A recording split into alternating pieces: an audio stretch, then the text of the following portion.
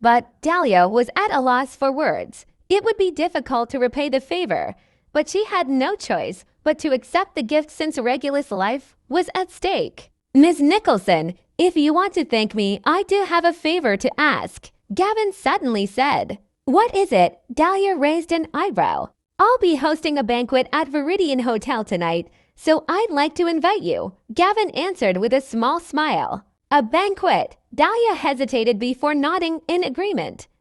It'd be my pleasure.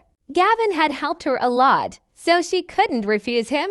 Great. See you tonight. Gavin smiled and left after chatting for a moment. What do you think of Mr. Kirrin, Dahlia?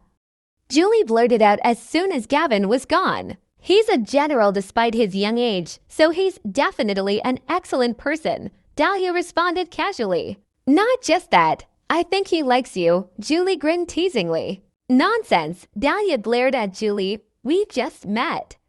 How can he like me? Why would he give you a Panax route if he didn't like you? He even invited you to his banquet. Isn't it obvious enough? Julie pressed. But Dahlia was speechless. She glanced at Dustin and let out a breath of relief when she realized he didn't seem bothered. Dahlia, Mr. Kirrin is young but accomplished. He's an excellent man that's hard to come by. Why don't you try and flirt with him a little? Who knows what might happen? Florence had an eager expression. If Dahlia were to marry a general, they'd also gain fame. It would be more fame than what they'd get if she married an aristocratic family. After all, being powerful was more important than being wealthy. Mom, you're doing it again, Dahlia grumbled. Haven't you gotten over Rhys yet? Florence glared at Dustin disdainfully. He knows that you need a Panax route, but he won't give it to you?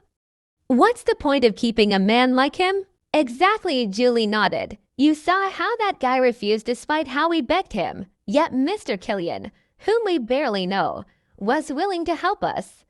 Can't you see who's the better choice? Dahlia frowned when she heard this. After comparing the two men, she realized that Dustin seemed much more selfish than Gavin.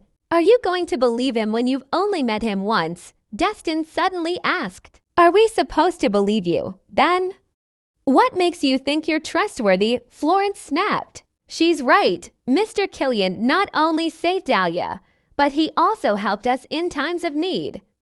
What about you? What have you done? Julie sneered. First, he saved you. Now, he's gifting you a Panax route. Don't you think this is too much of a coincidence? Dustin asked. What do you mean? Dahlia raised an eyebrow. You don't know who that man is or his intentions, so you shouldn't trust him so easily, Dustin warned. Humph, I bet you're just jealous, Julie jeered. You're jealous that he's better and more powerful than you. It's bad enough that you're useless, but how dare you insult Mr. Kirrin? You're despicable, Florence yelled.